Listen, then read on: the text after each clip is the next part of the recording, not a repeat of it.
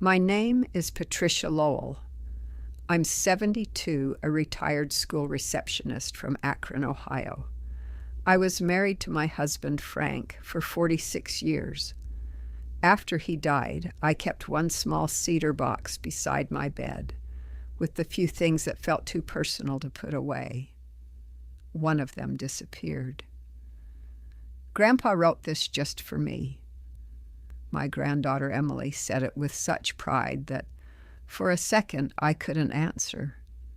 The birthday card was standing in a little white frame on the bookshelf in her room, pale blue flowers around the edges, a tiny crease near the bottom corner where Frank had bent it when he tucked it into an envelope. I knew that crease. I knew the words on the front, and I knew exactly where that card was supposed to be. Inside the cedar box beside my bed, I had been looking for it for 3 weeks. Emily was 13. She lifted the frame carefully and smiled at me. Dad said Grandpa wrote this for me before he died. My eyes moved from her face to my son, Daniel, who was standing in the hallway with one hand resting against the doorframe. He didn't look confused. He didn't ask what card I meant. He knew exactly what I was looking at. That bothered me more than anything. I walked closer to the shelf. Frank had given me that card on my 70th birthday, 2 months before he died. He wasn't a man who wrote long love letters. He fixed dripping faucets. He scraped ice off my windshield before dawn. He knew I liked a little more cream than coffee in my first cup of the morning. Most birthday cards from Frank ended the same way. Love always, Frank. But that last one didn't. He had written several lines inside it about our marriage, about the years we'd had together, about how the ordinary days with me had turned out to be the part of his life he valued most. That was why I kept it. Not because the card itself was worth anything, because those were the last words my husband ever wrote specifically to me. I looked at Emily. Sweetheart, could I see the inside? Daniel stepped into the room. Mom, don't make this weird. I turned toward him. I'm asking to look at a birthday card. He gave me that tired expression adult children sometimes give their parents when they've already decided you're being unreasonable. Emily loves it. I can see that. She feels close to Grandpa because of it. Emily was still holding the frame, but her smile had faded. I didn't want to embarrass her. None of this was her doing, so I kept my voice gentle. Emily, what did your dad tell you about this card? She glanced at Daniel before answering. He said Grandpa wrote it for me. Daniel looked away. There it was. Not only that he had taken something without asking, he had changed what it meant. I held out my hand. May I see it? Emily handed me the frame. The card had been opened flat behind the glass, so Frank's handwriting could be seen. The same uneven capital P, the same way his Y leaned too far to the right. For a moment, I forgot Daniel was even in the room. Then Emily pointed toward one of the lines. Dad said Grandpa wrote that because he knew I was going to grow up and need to remember him. I looked at the sentence she was pointing to. I remembered the night Frank wrote it. I remembered him sitting at our kitchen table hiding the card under the newspaper when I walked in because he thought I hadn't noticed. And I remembered exactly who those words had been written for. Me. I looked back at my son. Daniel finally met my eyes. That was when I understood this wasn't a misunderstanding. He hadn't simply borrowed the card. He had given his daughter a different story about it. What I didn't know yet was how far that different story went. Emily, I said softly, Your grandfather did write that card for someone. Daniel's jaw tightened. Mom, I kept my eyes on my granddaughter. But he didn't write it for you. Emily's face changed before Daniel's did. She looked down at the card, then back at me. What do you mean? I hated that question because there was no answer I could give that wouldn't take something away from her. Daniel stepped closer. Can we talk about this downstairs? I looked at him. You told her Frank wrote this to her? Mom, that's what she just said. Emily was watching both of us now. Daniel lowered his voice, not in front of her. That almost made me laugh, though nothing about it was funny. He was the one who had placed us in that room. He was the one who had handed his daughter a piece of my marriage and given it a different history. But Emily was 13. She had loved her grandfather. Whatever Daniel had done, she had believed him. So I didn't argue. I set the frame carefully back on the shelf. We'll talk downstairs. Daniel followed me into the kitchen. His wife, Michelle, had taken Emily's younger brother to soccer practice, so the house was quiet except for the refrigerator humming and the occasional sound from upstairs. Daniel opened the refrigerator. Coffee? No. He closed the door. For a few seconds, neither of us spoke. Then he leaned against the counter. I knew you were going to make a big thing out of this. That sentence told me more than he probably intended. You knew I was looking for it. He rubbed one hand over his face. I knew you might notice eventually. Eventually? Mom, it was in a box. It was in my box, he exhaled. I'm not saying I should have taken it without asking. Then what are you saying? I'm saying Emily didn't have anything personal from Grandpa. I stared at him. She has photographs. She has the little wooden jewelry box he made her. She has his old baseball cap you gave her. You know what I mean, something with his words. There had always been a difference between Daniel and me that was easier to live with when Frank was alive. Daniel liked solutions. If something was broken, he wanted it fixed by dinner. If someone was upset, he wanted to know what action would make the upset stop. He wasn't cruel by nature, but he had a habit of deciding what mattered to other people before asking them. Frank used to catch it before I did. Give your mother a minute, he would tell him, or Patty can answer for herself. After Frank died, there was nobody saying that anymore. And for a while, I was grateful for Daniel's decisiveness. During those first months, he handled things I couldn't seem to face. He canceled Frank's cell phone. He helped me carry boxes to Goodwill. He climbed into the garage rafters and brought down Christmas decorations because I didn't trust myself on the ladder anymore. He called every Sunday morning. Sometimes he showed up with groceries I hadn't asked for and put them away as if he still lived there.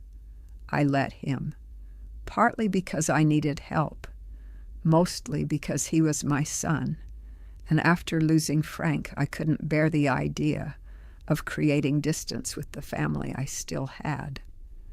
Emily had been especially close to her grandfather. She was 11 when he died. Frank taught her how to shuffle cards, how deep to plant tomatoes, and how to tell whether a thunderstorm was moving toward the house or away from it. After the funeral, Emily sat beside me on the back porch and asked whether Grandpa could still know when she talked to him. I told her I didn't know. Then I said, "But I think talking to him can still help you." She nodded as if that was enough. That was one reason I didn't take the framed card off her shelf that afternoon. Not yet. I wanted to understand what Daniel had done before I made Emily pay for it. Daniel pulled out a kitchen chair. "Sit down, Mom." "I'm fine standing." There it was again, small enough to sound Karen. "Sit down. Let me handle it. You're making too much of this." Since Frank's death, I had heard variations of those sentences more often than I liked to admit. Daniel sat instead. "Emily's birthday was coming up," he said. "She'd been talking about Grandpa a lot. She said she barely remembers his voice anymore." "And you thought that gave you permission to go through my things?" "I wasn't going through your things." "Then how did you get the card?" He paused. That was the first moment I knew there was more to the story than him seeing it by accident and making a foolish decision. "I remembered it," he said. "From where?" "You showed it to me after Dad died." I had. A week after the funeral, Daniel came over to help me sort through paperwork. At some point, I opened the cedar box and showed him the card. I remembered sitting on the edge of my bed while he read it. He had gone quiet. Then he handed it back and said, "Dad really loved you." It was one of the gentlest things Daniel had said to me during those difficult weeks. Now I wished I hadn't shown him where I kept it. "So you came into my bedroom and took it?" His face tightened. "You gave me a key." "For emergencies. You've told me 100 times I'm welcome at the house." "That is not the same thing." "Mom, I didn't break in." "I didn't say you did." His voice had sharpened, and then he seemed to hear himself. He looked toward the staircase. "I'm sorry. I just don't understand why we're turning this into something ugly." Neither did I. Not yet. I had gone 3 weeks believing I had misplaced that card. I emptied the cedar box twice, checked between books on my nightstand, looked through the drawer where I kept old sympathy notes and Frank's obituary. I had even wondered whether I had moved it and forgotten. That thought embarrassed me now, because Daniel had watched me search. The Sunday before, he had been sitting at my kitchen table when I mentioned it. "I can't find that last birthday card from your dad," I had told him. And Daniel had looked straight at me and said, "It'll turn up." Sitting in his kitchen now, I remembered exactly how calm he had sounded. "You knew last Sunday," I said. His eyes shifted. "What?" "When I told you the card was missing, you already knew where it was." He didn't answer.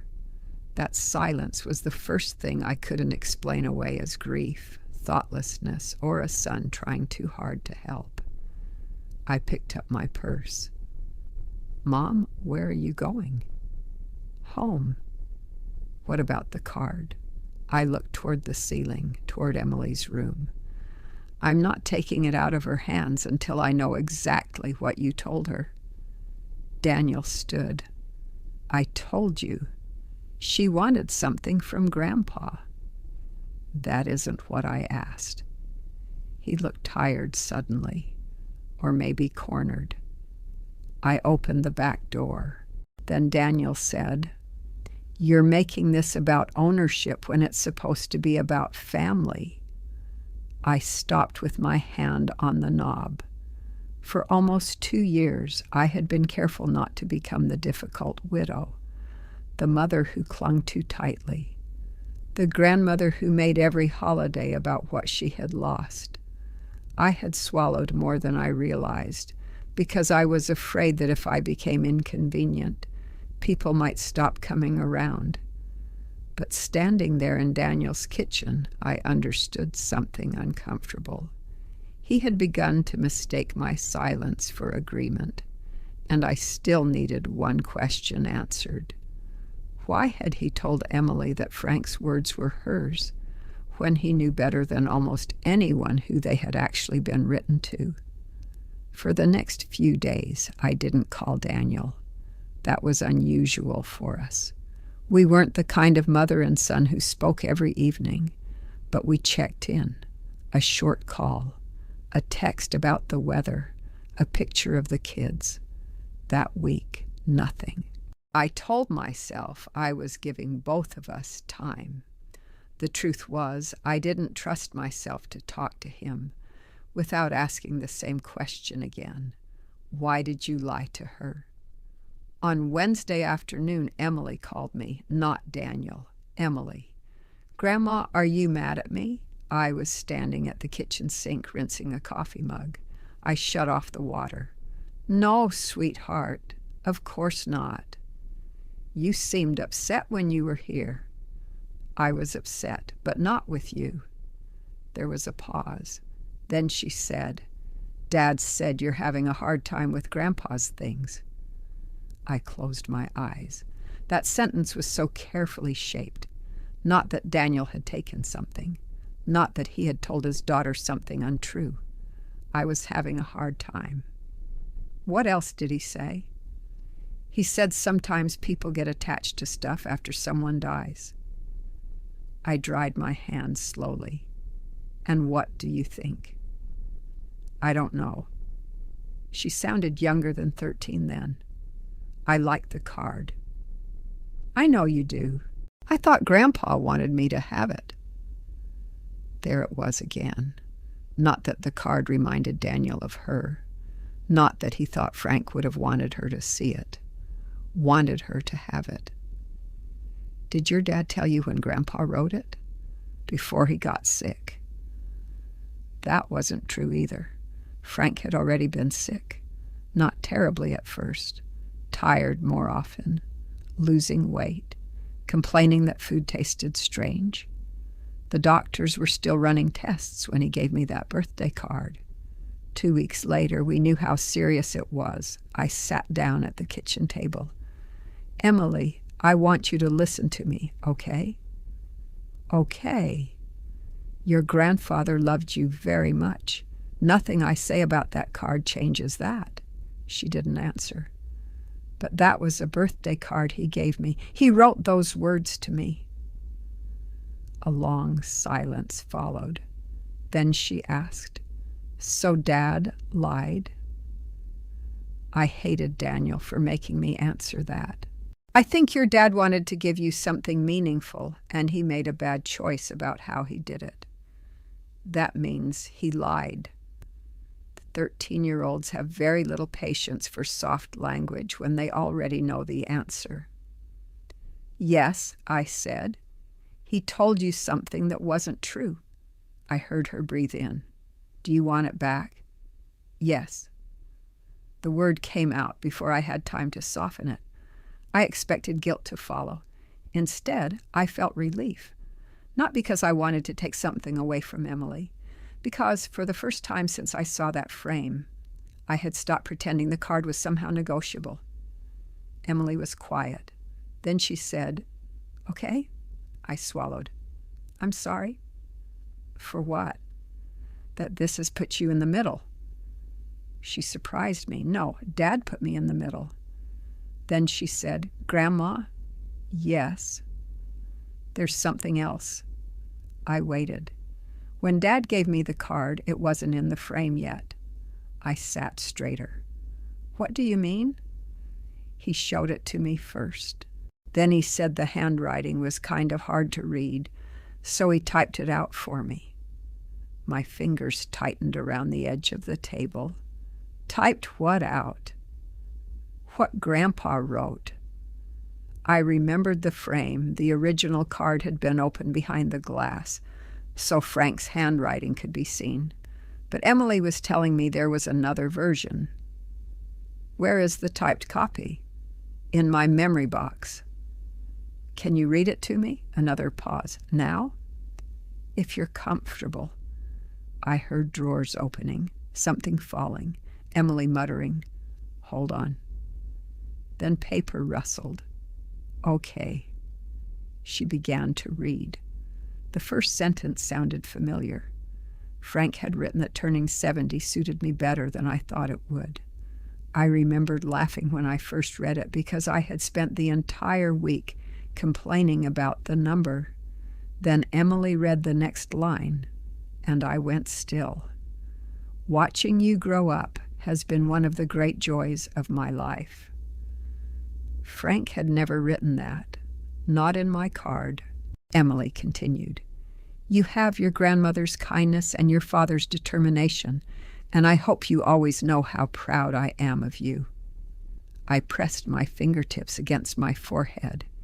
Emily, stop for a second. She went silent. Did your dad say those were Grandpa's exact words? Yes. I stared across my kitchen. Daniel hadn't only taken the card. He had created a second version, a cleaner version, a version that turned a husband's message to his wife into a grandfather's message to his granddaughter. Grandma, I'm here. Are you okay? Yes. I wasn't sure that was true, but she had already been pulled far enough into this. Keep that paper for me, all right? Okay. And don't argue with your dad about it. Why? Because I'm going to talk to him myself. Daniel called me less than an hour later. His voice was tight. What did you say to Emily? The truth? Mom, she's crying.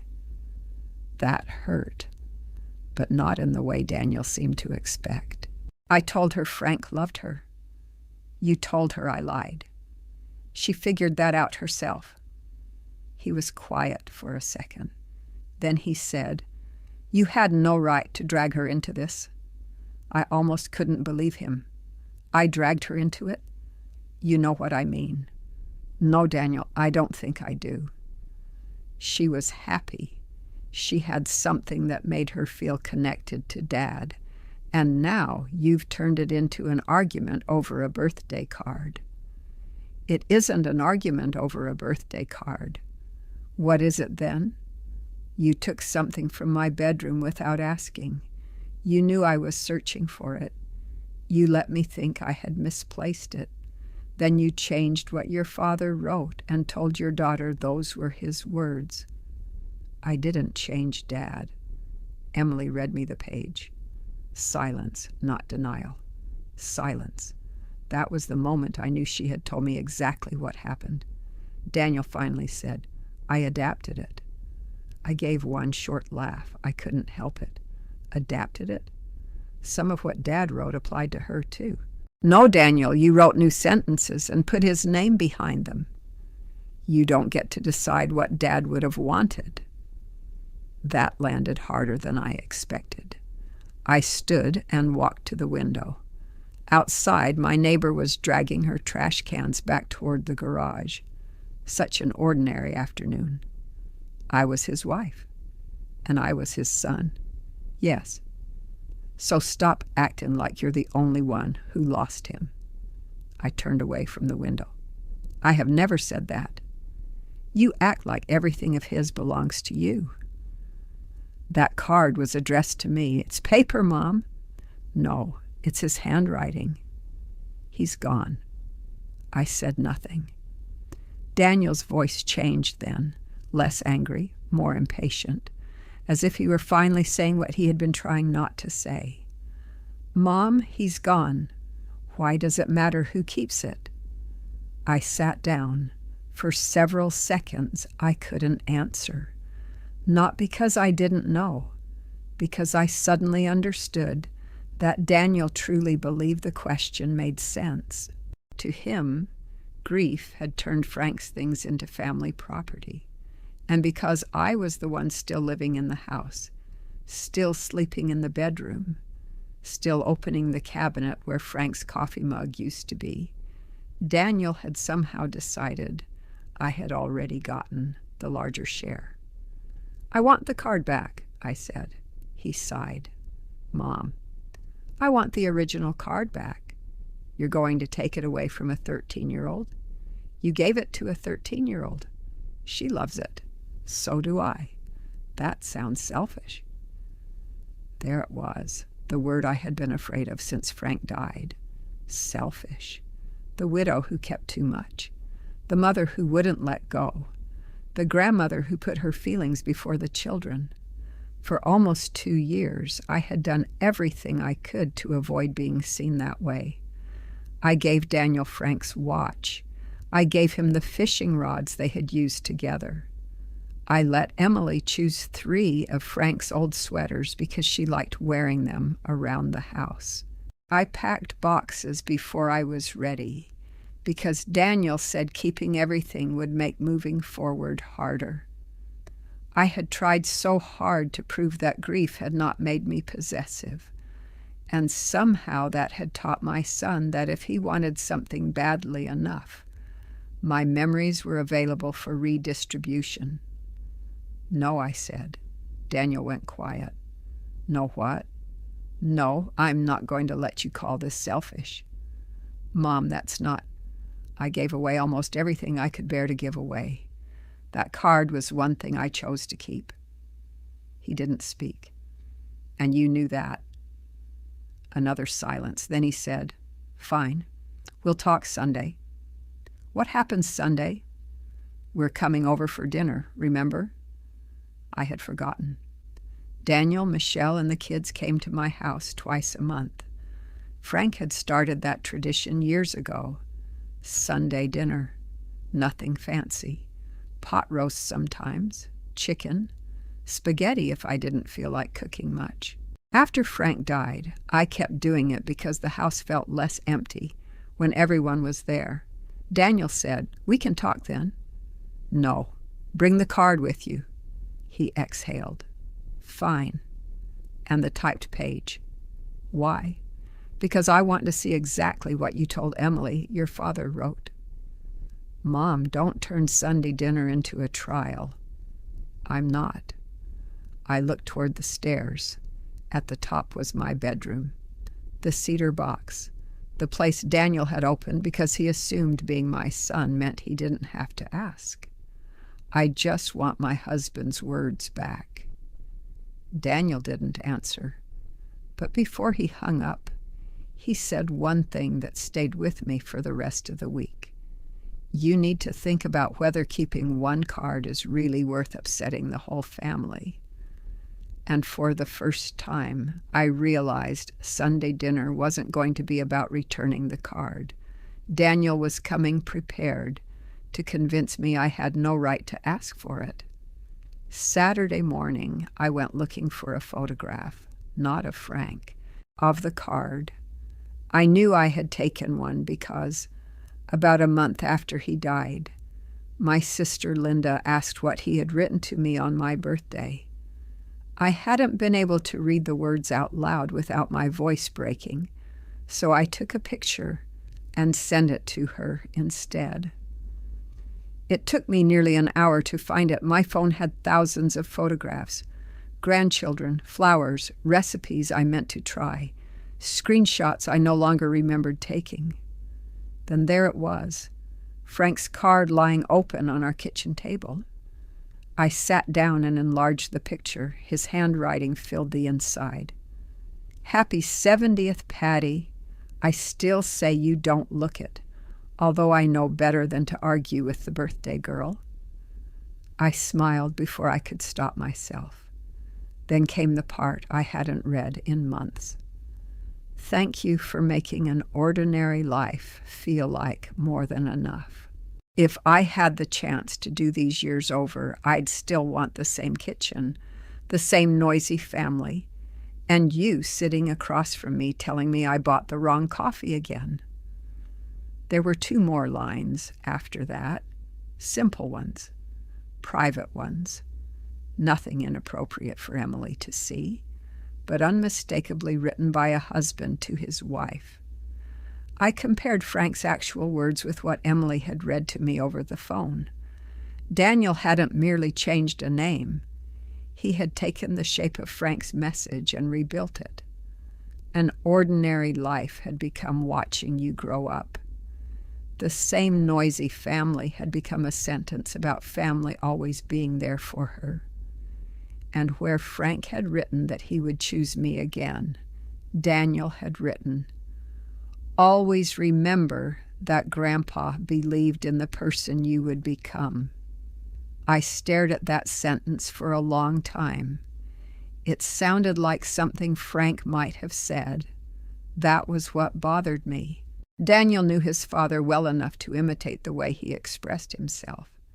He hadn't scribbled a careless note and passed it off as something else. He had sat down and created words for a man who could no longer correct him. My phone rang while I was still at the table.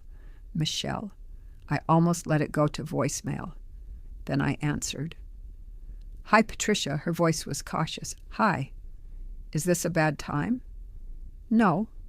Another pause. I think Daniel told me what happened. I looked at the photograph on my screen. Did he? He told me you want the card back. That isn't quite the whole story. I know. That surprised me. Michelle sighed. He didn't tell me where the card came from when he gave it to Emily. I said nothing.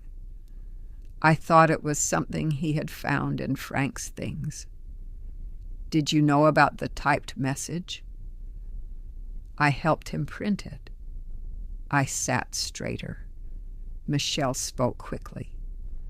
But I didn't know he had changed the wording. He sent me the text and asked me to make it look nice, because the handwriting was hard for Emily to read.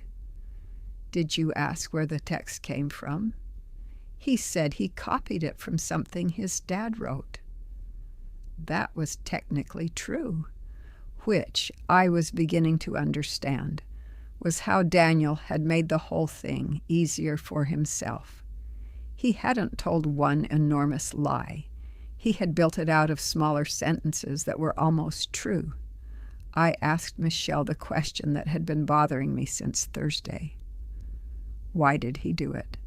She was quiet long enough that I thought she might not answer. Then she said, Emily asked him for something of Frank's. I know. No. I mean, she specifically asked whether Grandpa had ever written anything to her. That was new. When? Before her birthday. Michelle lowered her voice. She was doing that family history project at school. Some of the other kids had letters from grandparents, old postcards, things like that. She asked Daniel if Frank had ever written her anything. I closed my eyes. Frank had sent Emily birthday cards, Christmas cards too. They had gone home with her after each celebration. I had no idea where they were now. Daniel couldn't find any, Michelle continued.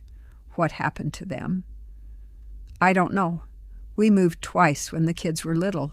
There were boxes. Things got thrown out. And there it was.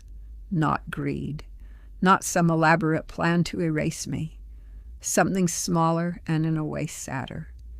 Daniel had wanted to give his daughter proof that her grandfather had left words behind for her.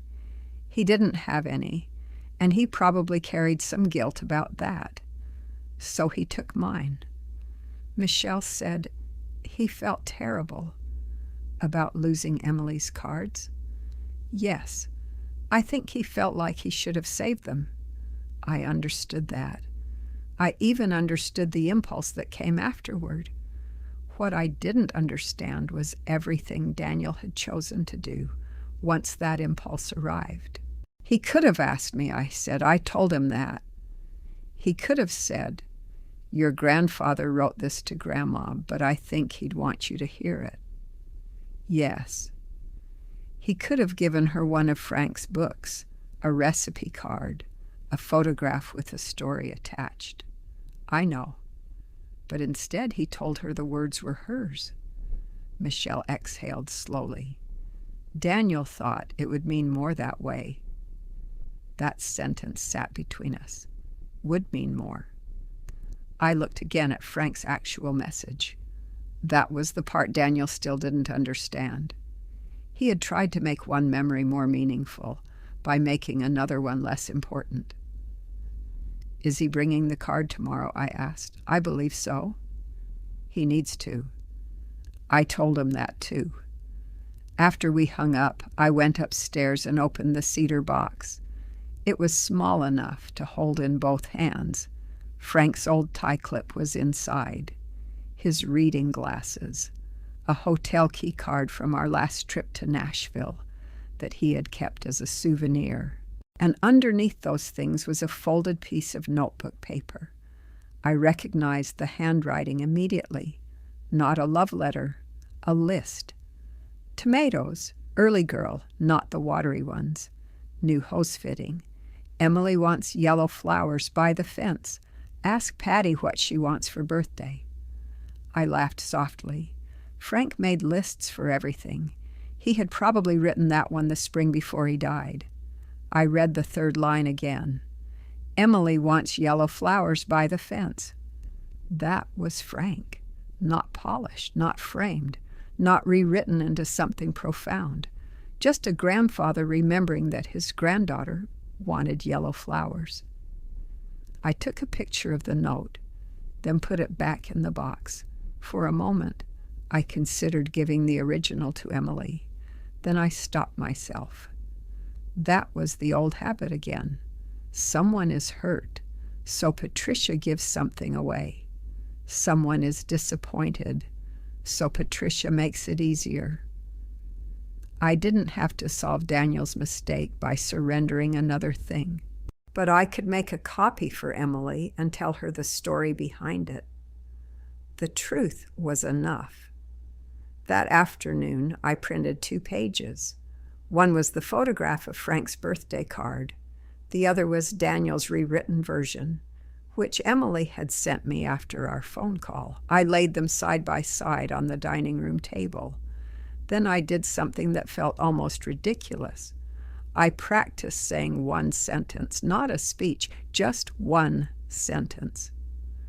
That card belongs to me, and I'm taking it back. The first time I said it, I sounded defensive. The second time, angry. By the fourth, it sounded like what it was, a fact. Sunday morning, I made pot roast because routine mattered to me more than I wanted to admit. I peeled carrots, set 6 places, put Frank's old serving bowl in the center of the table. Then I moved the 2 printed pages into the drawer beside my chair. Not to embarrass Daniel. Not to prove I could win an argument.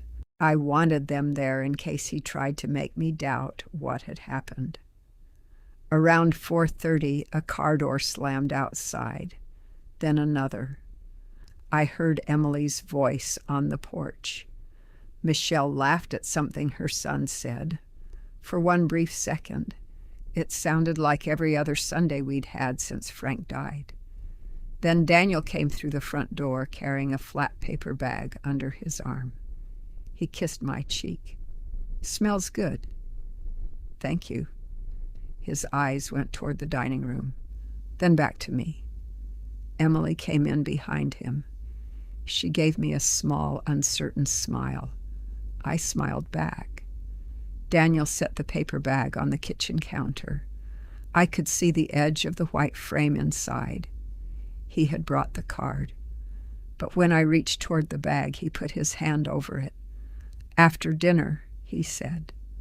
I looked at my son's hand resting over the last birthday card his father ever gave me. Then I looked at him. "No," I said quietly. "We're going to settle this first." Daniel kept his hand on the bag. "Mom, the kids are here." "I know." "Can we not do this in front of everyone?" I looked past him. Emily was standing near the dining room doorway, close enough to hear us. Michelle was helping her younger son with his jacket. There was no way to make this entirely private anymore. Daniel had placed Emily inside the story before I even knew there was one. I lowered my voice anyway. "I'm not asking for an argument. I'm asking for my card." His mouth tightened. "You already talked to Emily?" "Yes. She's been upset for 3 days." Emily spoke before I could answer. "I'm not upset at Grandma." Daniel turned. "Em, stay out of this." She crossed her arms. "You made it about me." That stopped him. Michelle looked at me, then at Daniel. She was uncomfortable, but she didn't defend him. Daniel picked up the bag and carried it into the dining room. "Fine. We followed him. He took the white frame out and set it on the table. There it was again, Frank's card. My 70th birthday, our kitchen, our marriage, my husband's handwriting behind glass. Daniel sat down. Before you take it, I want you to understand why I did it. I remained standing. I understand more now than I did last week. He looked at Michelle. She didn't look away. I said, Emily wanted something written by her grandfather. You realized you hadn't saved the cards he had given her. You didn't have anything personal to hand her. So you decided something written to me was close enough. Daniel's face shifted. Not anger at first. Embarrassment. I should have saved those cards, he said. It was the first time he had admitted that. Yes, I said. I thought we had them somewhere. I went through boxes. I checked the basement. I couldn't find anything. I believe you. His eyes came up. That seemed to surprise him. I felt like an idiot, he said. She asked me one simple question. Did Grandpa ever write anything to me? And I had nothing. For a moment, I could see the part of this that belonged to Daniel's grief instead of mine. He had lost his father, too. He had made a mistake with the old cards. His daughter had asked him to produce something he wished he had protected. I could understand all of that, but understanding wasn't the same as permission.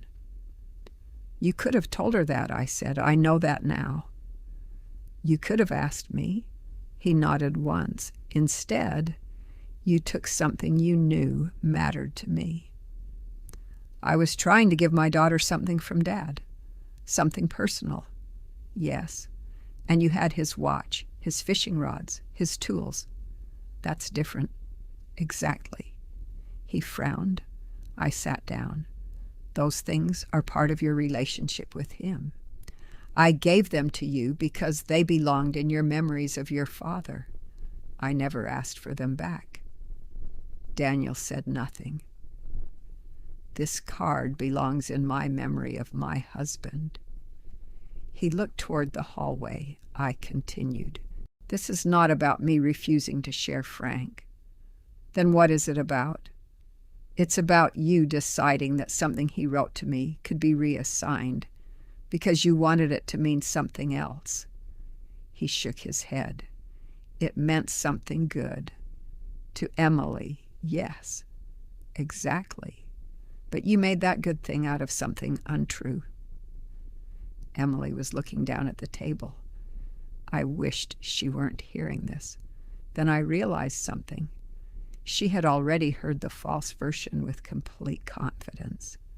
Maybe she deserved to hear the truth just as clearly. I opened the drawer beside my chair and took out the 2 printed pages. I placed them on the table. Daniel looked at them. What's that? The card as Frank actually wrote it, and the version you gave Emily. He didn't touch either page. Michelle did. She read the first page silently, then the second. Her face tightened. Daniel. He looked irritated. What? This isn't just edited. I never said it was exact. You told me you copied it. I used parts of it. Michelle slid the page toward him. You wrote things Frank never wrote. Daniel stared at the paper. Then he said, because the original was about Mom. Nobody spoke. It was such a simple sentence, and there was the entire problem. The original was about me, so he had changed it until it wasn't. I looked at my son. You keep saying that as if it makes your decision reasonable. He rubbed his forehead. I was trying to help Emily feel connected to him. I know. Then why can't you see what I was trying to do? I can see exactly what you were trying to do. He looked at me. And I can still tell you it was wrong. That quieted him. Emily moved slightly in her chair. Grandma? Yes, honey. Can I see what he really wrote? I looked at Daniel. He said nothing, so I handed her the photograph. Emily read slowly. Her eyes stopped near the bottom. Then she smiled.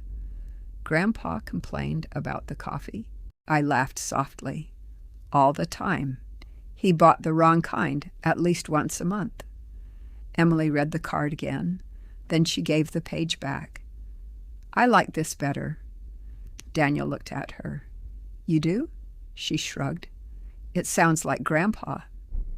He looked hurt by that. For a second, I felt sorry for him. He had tried to make something perfect for his daughter, and in doing that, he had removed the very thing she missed. Her grandfather, not a polished version, the real one. I reached for the frame. Daniel didn't stop me this time. I lifted it. I'm taking the card home. He looked away. All right. No apology. Not yet.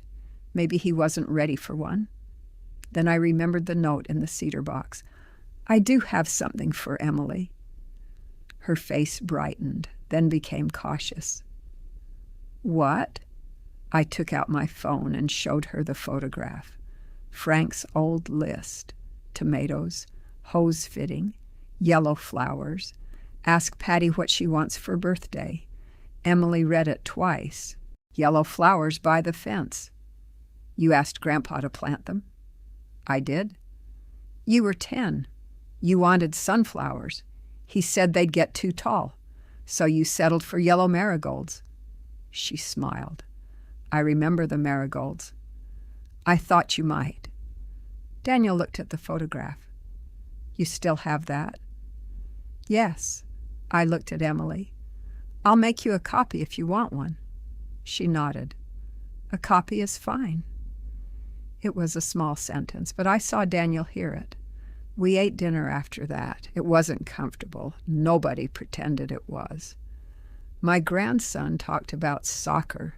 Michelle asked for the pot roast recipe, even though I had given it to her twice before. Emily helped clear the plates. Daniel was quiet. When they were getting ready to leave, he stayed behind in the kitchen.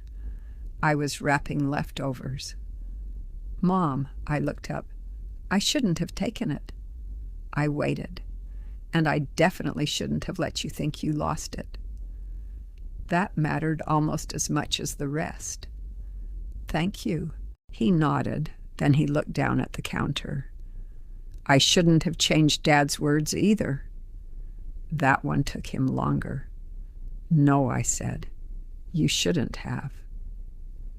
I wanted Emily to have something from him so badly that I told myself it was close enough. He rubbed his thumb against the edge of the counter. It wasn't. No. He nodded again. Then he added, I still wish you hadn't told her before I had a chance to explain. There he was, my son, not transformed, not suddenly wise, still protecting one corner of his pride. Maybe there was a better way for both of us to handle that part, I said. He looked surprised. But I'm still glad I asked for the card back. I figured you would be. That night, after everyone left, I went upstairs. I removed Frank's birthday card from the frame. For a moment, I thought about putting it back into the cedar box. Instead, I carried it downstairs and placed it in the drawer of the little secretary desk in my living room. Not hidden, not displayed, just safe. The next week, Emily came over. We printed a copy of Frank's garden list on thicker paper, and she put it in the same white frame. The line about the yellow flowers sat right in the middle. She took it home with her. Daniel never asked me for the birthday card again. Things between us were strained for a while, not broken, different. He stopped using his key without calling first. Eventually, I asked for the spare back and told him I would give him one again if I ever needed him checking on the house regularly. He handed it over without arguing. That mattered too. When he needed something from the garage, he asked. And when we talked about Frank, Daniel became more careful about saying what his father would have wanted. I became more careful too. For years, I thought being generous with memory meant never saying no when someone wanted a piece of it. I don't believe that anymore. Some things are meant to be shared. Some things can be copied, retold, passed down. And some things belong to the person they were given to. That doesn't make them selfish. It makes them personal. Frank's last birthday card is still in my desk. Sometimes I take it out. I read the part about the wrong coffee. I read the part about our ordinary life. And every time I reach the last line, I hear his voice exactly as it was, not improved, not adapted, not rewritten for anyone else, just Frank, writing to me.